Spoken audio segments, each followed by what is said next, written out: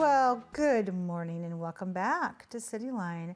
With me, I have a very familiar face, and that face, of course, is Randall Lewis, who is the host of Inside Tacoma.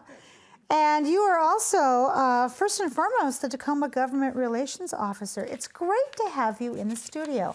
I don't get to interview you very much.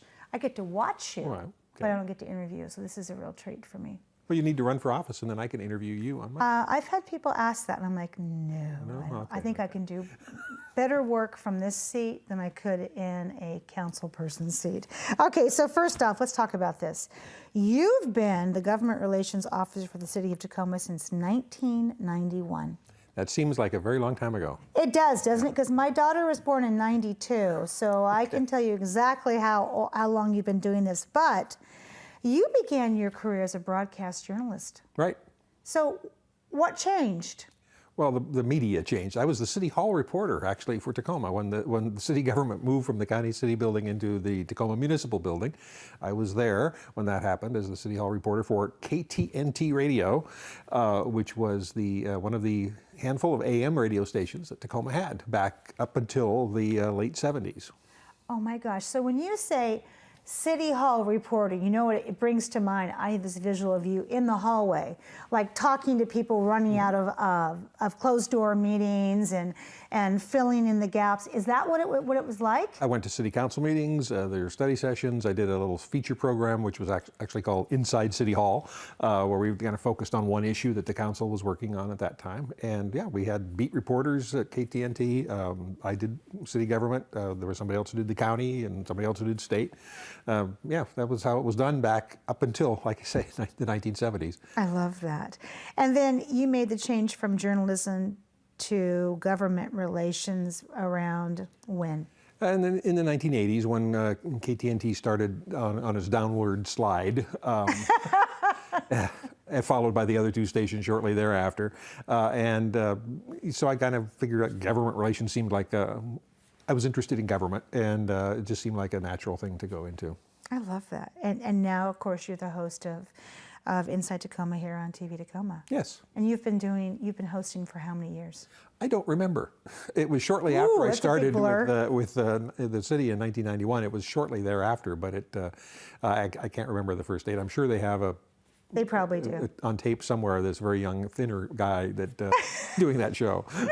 Like I said, I don't like to watch myself on TV because it's like, it's like, wow, I've been on TV too long because I didn't think I looked like that. So we're guessing like 24, 25, 26 Something years like that, here, yeah. absolutely. So I don't know if people really know how valuable you are, but I'm gonna set this up here because as the Government Relations Officer, you lead the city's state, regional, and federal lobbying efforts, and you represent the city in a number of boards and commissions. So first off, what does that look like when you get to Olympia, and then why is it important for the city to have you down there? Right. Start with the state government. The city of Tacoma is a very big enterprise. I mean, it has lots of functions, business functions. It has hydroelectric dams. It has a water system. It has storm sewers. It has a police department, a fire department, all of that kind of stuff. There isn't much that the legislature touches other than maybe K-12 education that doesn't affect the city in some way. Almost every committee that the legislature has considered bills over the time I've been there that might affect the city in one way or another. When I started doing this, very few cities actually had government relations people. The city of Seattle did, and Tacoma. And then there's an association of Washington cities that represents all 282 cities in the state of Washington.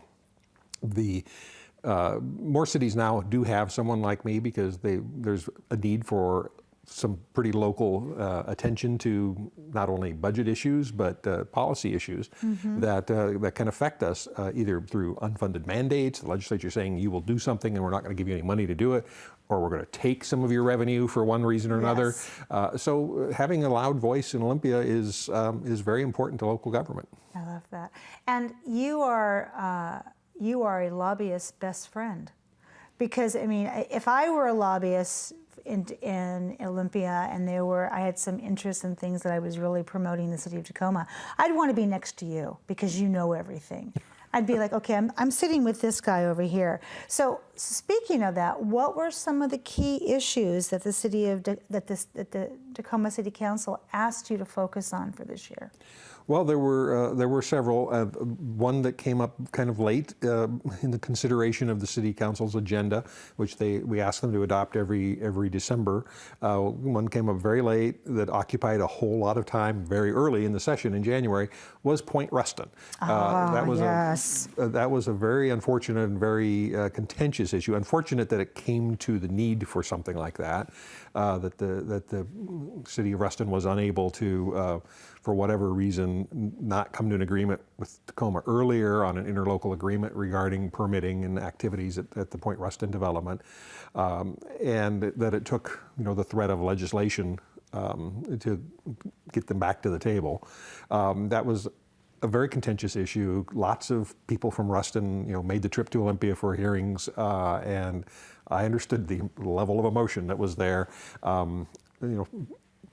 Happily, it worked out. There was an agreement finally reached, and the legislation died, but that took up a lot of time in the month of January. There was other things going on that were very important too in that 60-day session, and one of them dealt with an issue I know you've talked about here regarding abandoned homes and the plethora of those we have in Tacoma. Still, kind of a lot of them coming out of the recession when people who couldn't afford their mortgages, lost those homes. Washington has a very cumbersome process to allow us to get in and clean up blight and take care of abandoned homes. And we've worked for 3 years to get legislation to fix that. This year it finally happened through the dedicated work. I cannot do what I do for the city alone. I have a great assistant, Lisa O'Hanlon, who handles federal issues and tribal issues for us because that's a very important part of what how we interact. And I have 2 really great lobbyists who are in DC and Olympia every day. In Olympia is Brianna Murray, who was the lead negotiator for local government on this abandoned homes issue and did a phenomenal job bringing commercial banks, big banks, various community groups and interest groups, people who are interested in protecting tenants' rights, and local government, and bringing everybody together and coming up with a solution on this that will allow us to get to these blighted properties a little faster, to recover more of our costs, and we hope will make a difference that people will actually notice in their neighborhood that things are happening a little faster with abandoned homes. Wow. That was a big issue and took a lot of time. And then there's also the budget issues. The legislature, as we recall when they began session in January, they hadn't passed the capital budget from last year. Yes, exactly. Well, they got around to doing that. There was a lot of money for good projects in Tacoma in there, including about $3 million for both the East Side Community Center, a great project that the city and the Metropolitan Park District and lots of other people are partnering in, as well as about $3 million for the youth campus that Tacoma Housing Authority is doing over on Arlington Drive. Some great stuff in those capital budgets. And then the legislature also addressed what was the reason why they hadn't passed a capital budget before, and that was this Supreme Court decision on water rights. Very complicated issue. They finally resolved it. That did have some impact for Tacoma. We have a very large water utility. Yes, we do. That is something that was important to us, and that get resolved. And then there's always the little bills. There's a bill to create a tax exemption for the Tacoma Dome, which would take a long time to explain, but Tacoma Dome is the only venue in the state that has to pay this tax. We just think that's unfair, and they should be relieved of this little tax that nobody else has to pay. That bill, unfortunately, was not successful, so we'll keep plugging away at that as well. But it's a kind of a team effort, and we have great legislators who really care about the city and who want to do good things for the city and who are amenable to the things that the city of Tacoma asks for. So when you look back on your years of doing this, if you had to assign a grade of how the city fared, what would it be? Overall, I feel really good about the things we've accomplished in the time I've been with the city. I mean, we have a different relationship with state government than we had when I came on here. The city used to be notorious for fighting with the state about things. I think we help change that attitude, and we don't regard the state government agencies like Department of Ecology or some others as our enemies or people who are fighting us. They're people with different jobs than ours, and we have to find ways to make them be able to be successful as well as us. We saved the Murray Morgan Bridge, we built a convention center, we saved Cheney Stadium. We've done a lot of things over the years that I've been here by changing those attitudes and making it easier for local government to work with state government to accomplish things. Fabulous. So what's on the docket next? What's one of the biggest things you think is going to have a real strong push? Well, we still have some issues to do with, sadly, we have not all resolved all the marijuana issues yet. The state, took, along with a handful of others, took the leap in making recreational marijuana available. They're not being very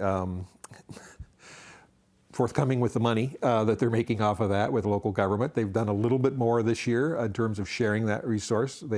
Local government is where the stores are at. We're the ones permitting them. We're the ones whose police respond to calls. The state's collecting more of the money than we think they should. We're going to work on that some more. There's some other issues that are dealing, we recently saw a grow operation shut down in Washington. So there's some issues regarding the policing and the regulation of marijuana that still needs to be done. We'll see some marijuana attention next year, along with some other tax issues. And sound transit. We'll be back as a big legislative issue next session. Well, we have lots of things to keep our eyes on, and I want to invite you back on the comfy couch because I want some answers to transit and marijuana, and I want an update. So thank you for all the work that you and your team do behind the scenes, and it's great to change spots with you once in a while. I enjoy your couch. It's much more comfortable than my chair over there. Well, you can borrow my couch anytime. Okay, cool. All right. Thank you so much. All right, thanks. When we come back, we will have the Tacoma Public Utilities. They're here to talk about their budget billing cycles, and you don't want to miss that. We'll be right back.